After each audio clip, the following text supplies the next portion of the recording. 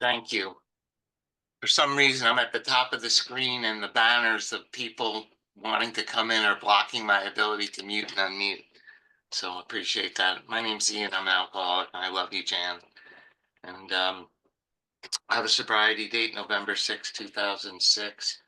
And I have a sponsor, Ron Boyum, and he now has his old sponsor back as his sponsor who's on this thing. So it's great to see my grand sponsor, Chris, on here. And Um, it's like a full circle because when Chris was sponsoring Ron, when Ron first started sponsoring me, and I spent a lot of my early recovery in Chris's house, going to our home group in Bernardsville on Tuesday nights, and I love Chris too. Been a rock in my journey. And I'd like to just start with a set aside prayer. I like to do this when I speak, just because I like to ask God for all of us just to set aside everything we think we know about this topic.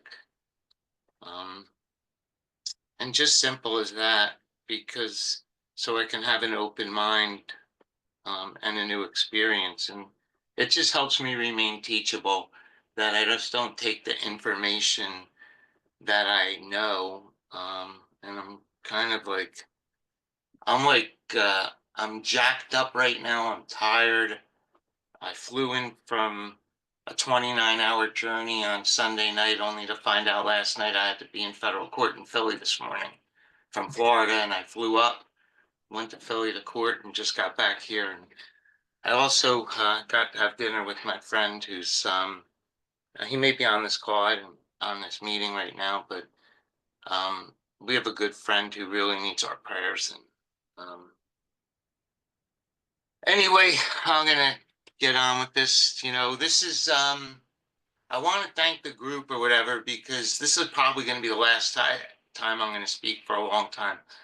I'm not moved to speak. What I'm moved to do for the last bit of time is just having an experience with the book and a person, and maybe, I've been not going to Zoom meetings, and I'm trying to go back old school. And um, I told Alice 3 or 4 times no, and then finally she wouldn't take no for an answer. So I said, okay. You know, and she asked what my topic was, and I said, it's 11 step, you're running the show, Alice. And so that's going to be my topic, that, I have to remind myself that I'm no longer running the show. And, you know, the reason I wanted to have the set aside prayers, I'm going to share stuff with my current experience, and it may not be yours. And that's okay, because there's no, I'm at a place right now, there's no right or wrong. If you have a relationship with God and you have access to that power, and you're practicing these principles in all your affairs, how you got there, the book is clear about it. There's no debating on how people get to that place. It's just the fact that they're there and they're sharing it and they're passing it on. And that's really kind of the direction. And the other thing is, I hope nobody takes any notes here, because I don't want to give any more information. I just want to share some transformation. And that's really what Jan said. You know, there's a lot of people that I've met in this process, and people come to me today for sponsorship or guidance through the steps at a place where I was a while ago, um, dying in these rooms with all the information. You can't get any more information. There's a book. You can study this book all you want. And, you know, you could know every black part of the page, every dot, this, us, must, whatever. And you can just starve to death studying the menu. You can die with all the information, and I see it all the time. This book is clear of the main object of this book is enable you to find a power greater than yourself, which will solve your problem. This book isn't about a study guide. This is a this book is a help others book. You take this book You have an experience so you can help others. It's a flight manual to the fourth dimension. And the only way you get there is having the experience and carrying it to somebody else. I get people, they want a new experience. And Don said this a long time ago when he was alive, and it came right out of the book, Big Book. And it says that the way to have to perfect and enlarge your spiritual life is strenuous work with others, not more through the steps, not using workshops in the Big Book and meetings and transcribing people's talks as third alternatives, because sooner or later that's all going to wear out and it's going to be me and me. And if I don't have a relationship with God, a new relationship, a healthy one, I'm going to be facing a real tough time. So, and this step, it's it starts off, and I'm going to get to the topic, because you know this step talks about um, having conscious contact with God, and and it says that we seek through prayer and meditation to improve that. So it's assuming that by the time I get to this place in the Big Book, that I have had conscious contact with God. I've had, the book is clear, about this all the way through. And I've gotten to this place, and the first time I went through the 12 steps, I was just told to read 84 to 88 all the time. But uh, it didn't work for me. It may work for you, and that's okay. And if it does, then that's okay. But you know what I came to believe is, because I never really took a third step decision, because I never really took the time to look at the directions after the prayer, which says that, we had to think before taking this step. I wasn't ready to abandon myself to God, to this power. And so, and the reason I wasn't ready to abandon myself to the power was because if I really was honest with myself, I didn't believe I was powerless. I really didn't. I would tell you I was, but you know, I didn't concede to my innermost self I was alcoholic, because I didn't understand what it meant to be alcoholic. And um, I I don't like to do this.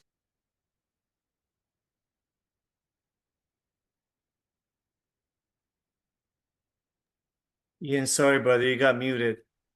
If you unmute yourself again, please. Sorry about that. Yeah, I'm not sure how I got muted and how long I was muted, but anyway, doesn't really matter.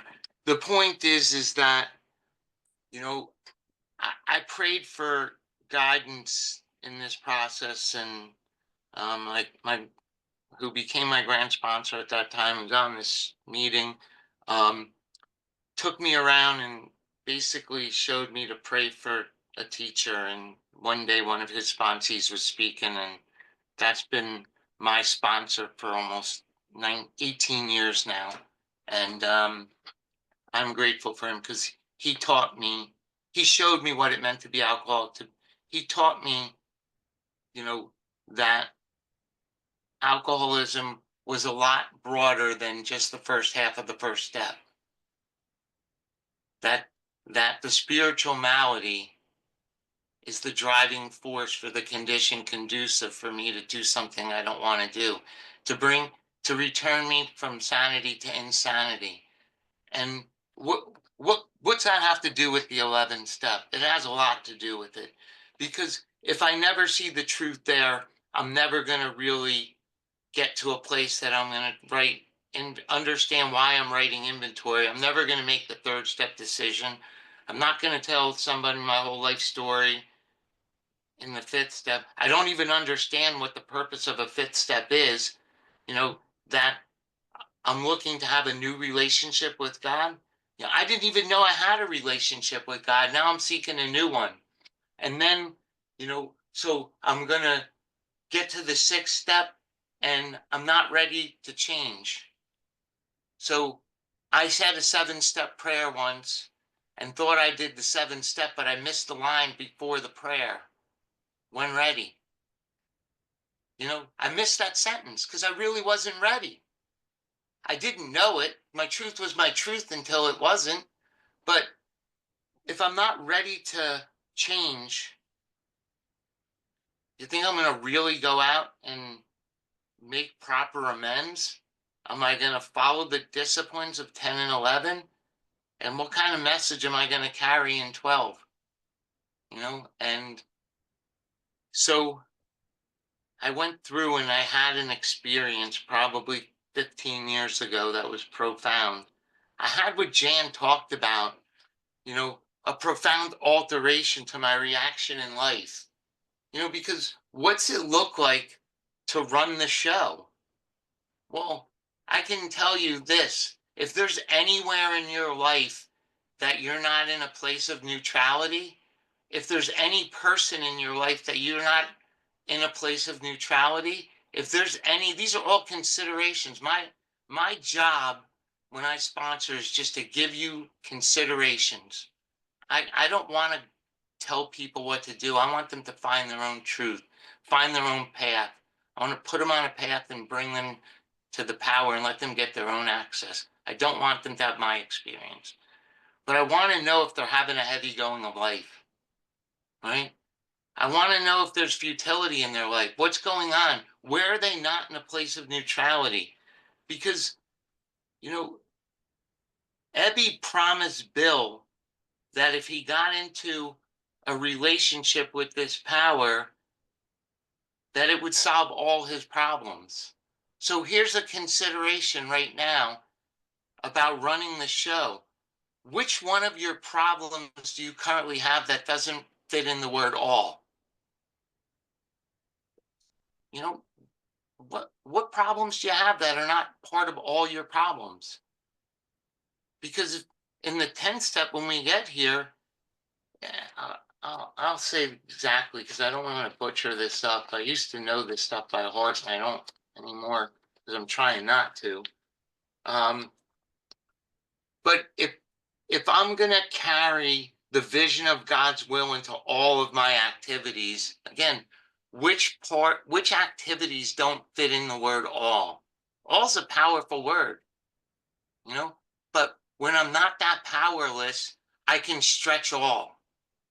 I can expand all pretty far so that it fits how Ian wants to suit life for himself. I can justify this stuff. So the beginning of the paragraph says, as we go through the day, we pause when agitated or doubtful. I'm reading off of page 87 in the book, in the 11th step. And there's the 11th step is pretty cool. There's 3 disciplines: what to do when you go to bed at night, what to do when you wake up, and what to do throughout the day. So it's really basic, but it says that they're valuable suggestions. So here's a consideration. If you can't go to sleep at night without writing inventory, are you running the show? Is that becoming a dogmatic exercise or a transformational process? And if you're writing the same stuff over and over again, is it really an 11th step problem? Is it a first step problem? Or did you really not ready to change in 6 and so you went into 7 and there's the word all again. Give myself all of myself to God. Well, what part of all did I stretch out there too? And so it says when pause when agitated or doubtful. Let me ask you a question. When you're in the heat of your active alcoholism or other non-conference approved substances, someone said, just don't do it. How'd that work out for you? Well, how do you pause when you're agitated or doubtful? How do you hit the brakes and pull the parachute when you want to jump out of the car and rip someone's head off? Right? So it's really a backup thing. It goes back, that am I in a place of neutrality? You know, do because this is how I need to learn to live my life, that I get to a place where I can pause when I'm agitated or doubtful, that it doesn't get to a point that I'm in a volcano erupt, and because it says when I'm agitated or doubtful, I ask for the right thought or action. Dan Sherman, who I miss dearly, who I love, who was another real mentor of mine in this process, and a lot of other people I see on this Brady Bunch screen. Dan used to tell me that this part of the 11 step is really the where I'm going living life, and it's really like the 10th step. You know, I I continue to watch, ask, discuss, make, and turn. You know, that's part of the pause. That's right here. That's real life. When I go to bed at night, it's me. When I wake up in the morning, it's me, and that's all me and God. But now here, I'm in life. I'm in the middle of living. You know, how can I get to a place where I can pause and ask for the right thought or action? And I constantly remind myself I'm no longer running the show. What's it look like to run the show? What's the broad stroke picture when Ian's running the show? I can tell you that if I'm running the show, I'm in fear, I'm in anxiety, I'm in depression. You look at the bedevilments and the people I sponsor. If there's anyone on this call, this meeting, there may or may not be, I don't know. I didn't tell anybody, but then someone popped in and said, I heard you speaking. You know, you look at the bedevilments and they're just a barometer of my spiritual condition. They're tools to tell me where I'm at spiritually. So if I'm having trouble with personal relationships, where am I in a place of neutrality with in my life? Where am I not? I'm sorry. So I have to look. So the people I know, I always say, how's the wind blowing? That's what I say to them. And because I live in South Florida, right now I'm in New Jersey because I had to be in Philly, my house up here. But, you know, if you look out the window, if I ask you what the wind looks like, you can't tell me, but you can tell me if the wind's blowing. You can, the reflection of the manifestation of the wind is the palm trees are blowing, and it could be a light breeze or it could be a hurricane. And that's going to determine whether they're just shuffling or they're bending and snapping. You can't see the spiritual malady, but you can see the reactions of it. You can't see your spiritual connection, but I can tell you, ask the people closest to you and they'll tell you where you are spiritually. Ask my wife if you want to know how I'm doing. Don't ask me. Ask my daughter. Ask the people I work with. That's the truth. Because I can dilute myself and you to believe anything I want, but I can't hide from the truth. So if I'm running the show, everyone else around me knows it. And I can tell you, there was time when I followed this, where I would constantly, I will be done, I will be done. I'd say a serenity prayer over and over again. My friend had me put a rubber band on my toothbrush when I first came into the rooms for the last time and said every time I brush my teeth, say the serenity prayer. It reminded me. But that's great. But today, I feel like, at least at this moment, I'm in somewhat of a stage of neutrality that I don't have to remind myself many times a day. I can see I have the ability to have a relationship with God that's by far the best relationship in my life. And that's a tool I ask people when I start working with them. I ask them to name me the 5 most important relationships in your life. And if God's not on the top, I know where I am with them right off the bat. I know how disconnected they are from this whole process. And because what I'm trying to do is I'm trying to stop arranging life to suit me. I'm trying to quit running the show.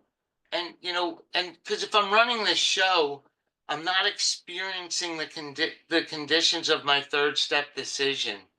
And the reason that happens is because I don't believe the spiritual life can really work for me. And I don't want to give up the things in my life I want to control. Point blank. I want to control things and I don't want to give them up. So there's the stretch of the all. I'll give God 99%, but I'm going to hold back a little bit because I want to control it. How much time? Do I have more than 5 minutes left?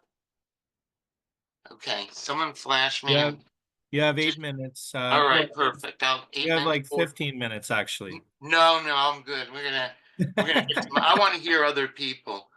So everything I do in this step process is to get to this place so I'm connected with the power, so I can live a way that the people around me are free of me. You know, I- People say they want to be happy, joyous, and free. That's a byproduct of unity with God. Because if I don't have a relationship with God, I can't have one with me. I won't have one with you. And so by the time I get to this place, the real maintenance, if anyone on this, there's 143 people. I guarantee you there's somebody that's into fitness or training or running or something. You, you don't maintain your fitness level by staying still. You do it by growing and continuing endurance and running further or lifting more or whatever you do. And so, you know, it's like I can't get any closer to God than I am right this minute, right this second. I can't I can't get any closer. I can't All I can do is get the stuff that separates me from having this healthy relationship out of the way so I can have one with you.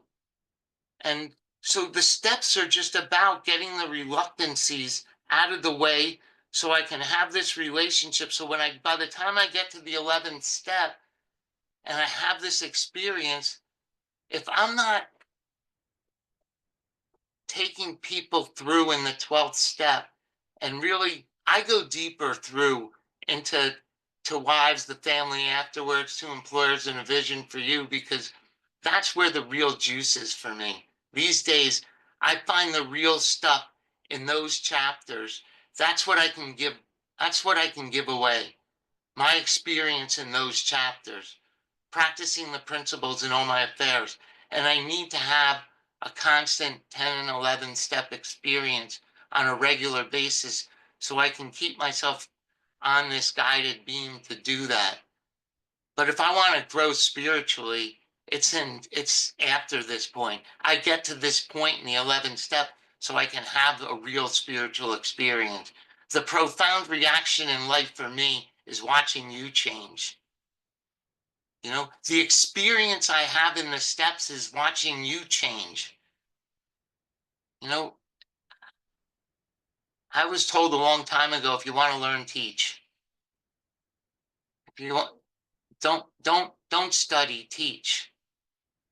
You know, there's how you know, there's I don't even want to get into this because I get people aggravated, and I don't want to disturb people on stuff, but all this speaking and stuff is great. It's awesome to hear people's experiences, but have your own. Share your own. Don't share mine or somebody else's. Don't regurgitate stuff you hear in the meetings. Come on these meetings and see if there's something that you're missing in your own experience. Because mine's different than yours. It's not the same. It'll never be the same. The only thing that we can have in common is a problem and a solution. Everything else in between is like the dash. It's the experiential transformation. And so my 11th step, it's not exactly profound, dogmatic out of the book, but if I'm having some hard time, what I love to use the 11th step today for myself, for other people that call me, when I drift a little bit, I find that reading 84 to 88 will bring me back in to really see what I'm missing so I can come back and circle around.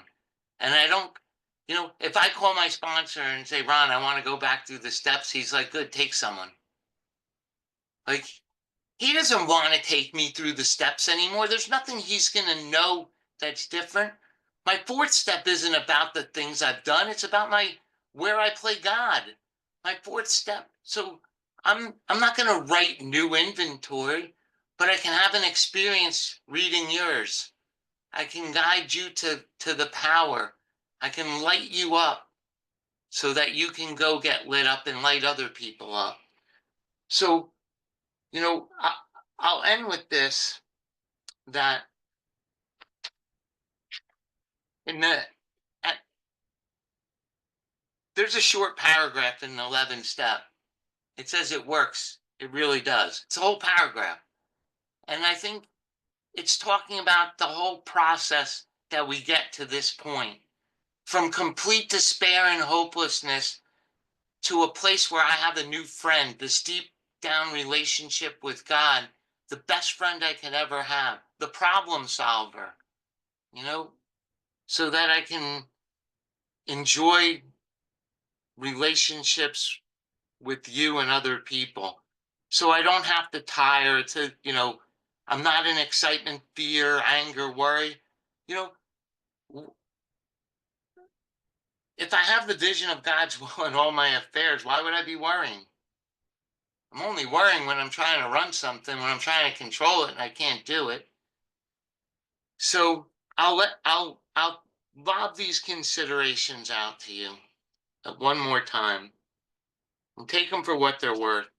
Um, what part of your life today are you not in a place of neutrality? What part of your life today are you fighting anything or anyone? And is God really the not lip service? In the mirror to yourself, is God really the most important relationship in your life? And if that's the case, where are you with access to that power? Thanks. I'm Ian. I'm an alcoholic.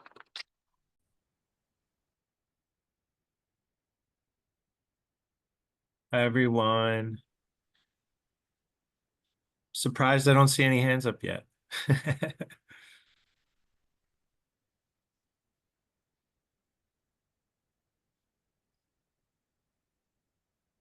Mike B, come on in.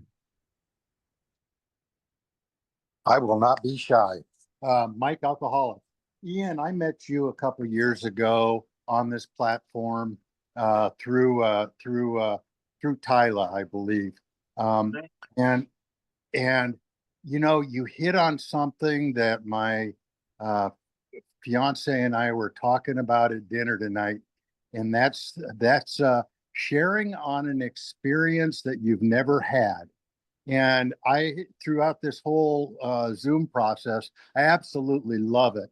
But what I've done is I've been a parent, and thank you for that. What is your 11th step? Those three phases, or you talked about the pause. What is your evening and your morning look like? So, my evening's really simple. Like, I can fall asleep. I don't have 1,000 people in my head. I'm not thinking about everything I did for the day. Like, when I'm ready to go to bed, I go to bed. And if I'm not, then I'll review like certain where maybe I had some resentment or something. But my morning is absolutely like, I'm not going to say it's completely regimented because I try not to be dogmatic, but I I get up in the morning, and this is something that Dan taught me is I don't wake up and kiss God good morning and then kiss him good night. I talk to God all day long, because there's no relationship that's healthy if you just say good morning to your wife and good night and then have nothing in between, no conversation, whether it's your wife, your boyfriend, your girlfriend, your anything. So I review the day me and God had in the morning from yesterday, and I like to do it.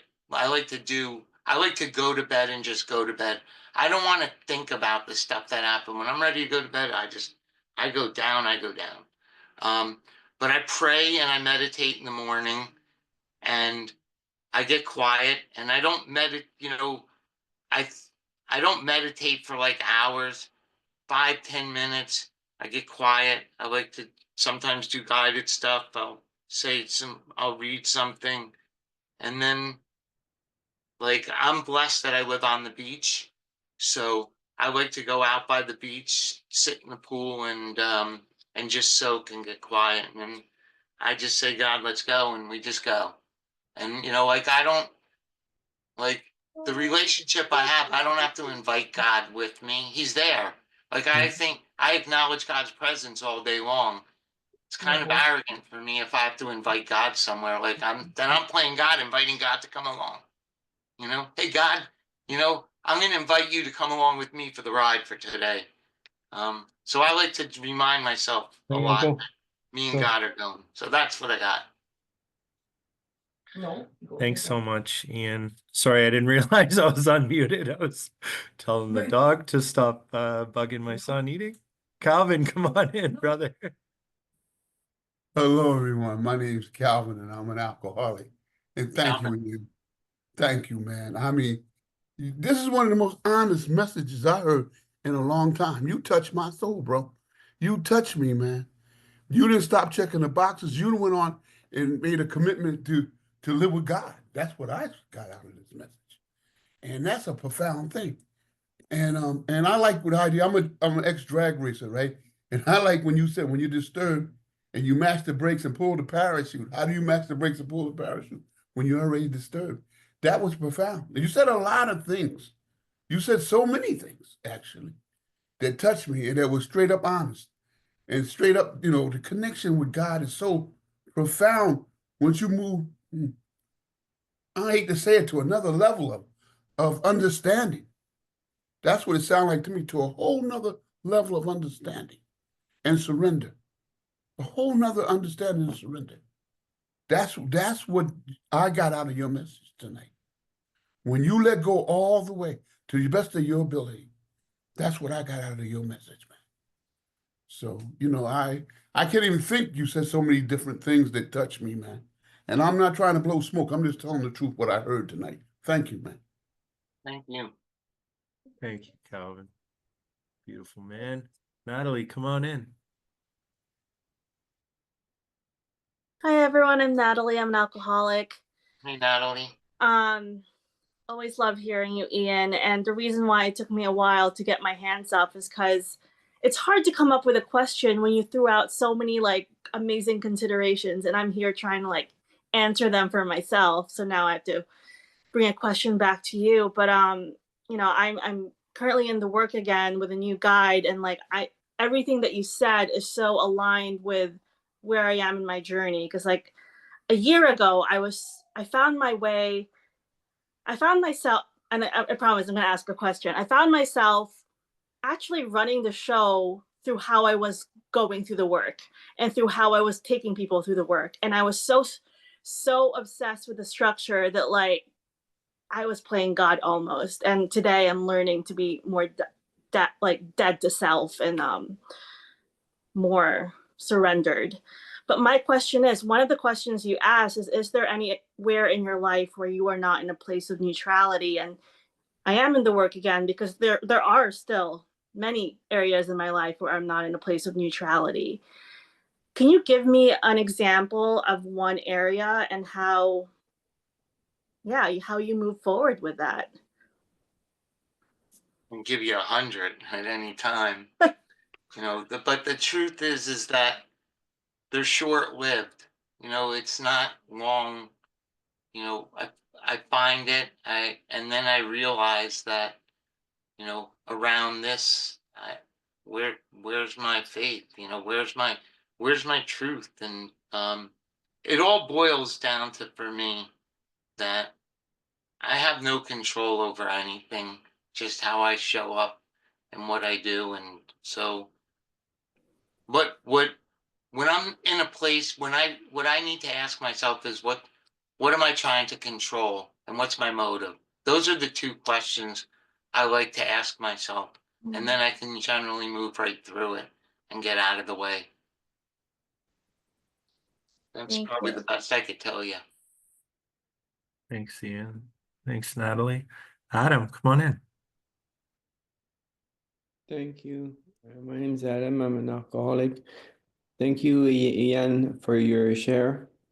You talk about getting out of the way and passing it on. I remember when my sponsor told me it was a great gift that I was given, and to be careful and to pass it on. And when you talked about teaching, it rang a bell, like information that can be given freely, but it requires work and learning. So it's a heartfelt thank you for your share, and thank you very much. Thank you, Adam. Andrew, come on in.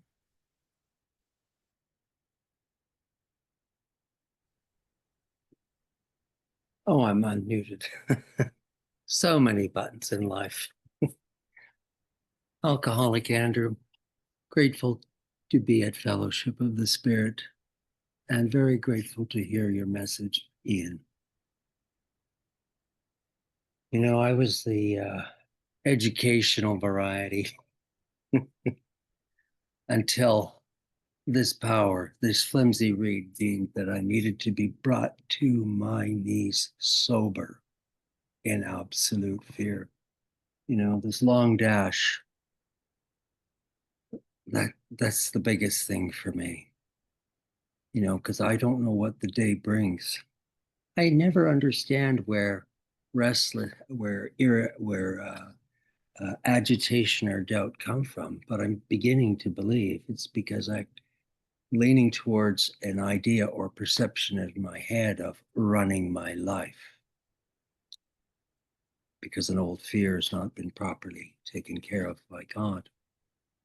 So my question to you is, I think you might have touched on this with the last two questioners ago.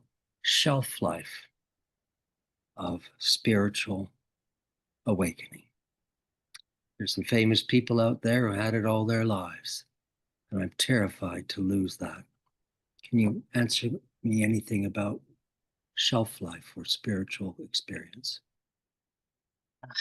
That's, I think that's an individual thing. It's like pain.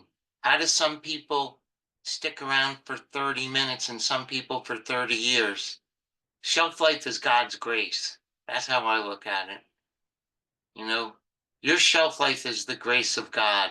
And what you do with it is up to you. And, you know, like I don't like to look at it as a shelf life because it's the rest of my life. Shelf life hasn't, you, for me, the expiration date is when the shelf life ends. And, you know, because this is for the rest of my life. You know, this isn't like a temporary matinee or something. Like if I truly believe that if I stop doing this, I'll die. And, you know, and that's just for me. It may not be for you or other people. So I've never looked at it as a shelf life. I look at it like, you know, I guess here's a question back to you, Andrew. Take the closest friend in your life. Do you wonder when you're going to end that friendship with them or her? Do I think about like, oh man, next year we might not be friends? No, you want that to go for the rest of your life. So I just don't have a shelf life. I guess my shelf life will be the end of the dash. There'll be a year. I was born in 1963. And at the end of the shelf life, there'll be a dash. And then I'll have a date. That's a great question. I never thought of it. Thank you, Ian and Andrew. Kathleen, come on in. I think this may be the last question, depending on time. Hi, my name is Kathleen. I'm a real alcoholic. And I got your Ian, Tyler sent me the flyer for you today, and she knows that I go to a lot of meetings. And I have to say, just at the beginning, mine's really not a question. Mine is more of a pleading. We'll die without you making appearances. I just want to say thank you to Alice for her persistence in that. How refreshing and wonderful it was to hear your take on what's going on currently with your program. And I think it's wonderful that we work with others individually, but the amount of people that you're capturing their hearts and their thoughts and getting us to think about our own programs, it just on this one meeting is immense, and or enormous, I should say, not immense, enormous. And I just really thank you very much for taking the time to be with us today. Thanks. Thank you, Kathleen. So your job is to do it to others. Thanks, Kathleen. Hey, Debbie, I think we got time for you. Come on in. Take us out. Debbie, alcoholic. Honestly, I'm not sure I have a question either, but I just two things. Ian, I sent you a direct message that I'm so hoping you'll see and be able to respond to. And thank you so much for your share. I can't even I don't even know how to I can't even tell you how much it meant to me. I think maybe there was so much, but I think maybe what I appreciated as much as anything else is through work and self-sacrifice for others, not going through the steps over and over again, or putting on workshops or creating workbooks, or I just can't even tell you how much you're just preaching to the choir. And it was really, really, really good to hear. And I felt it in my soul when you said, because at some point that runs out and I'm left with me. I have been there. My first meeting was 1981. My first sobriety date was 1987. And thank God my permanent sobriety date is 94. And I'm just really, really, really grateful to be here with you all. And also that have an experience of your own and share that. Don't regurgitate anyone else's. So thank you so much. Hey, Debbie, take this down. I'm going to get, because I can't find the message. So I'll give you my cell phone, text me. 973-303-7902.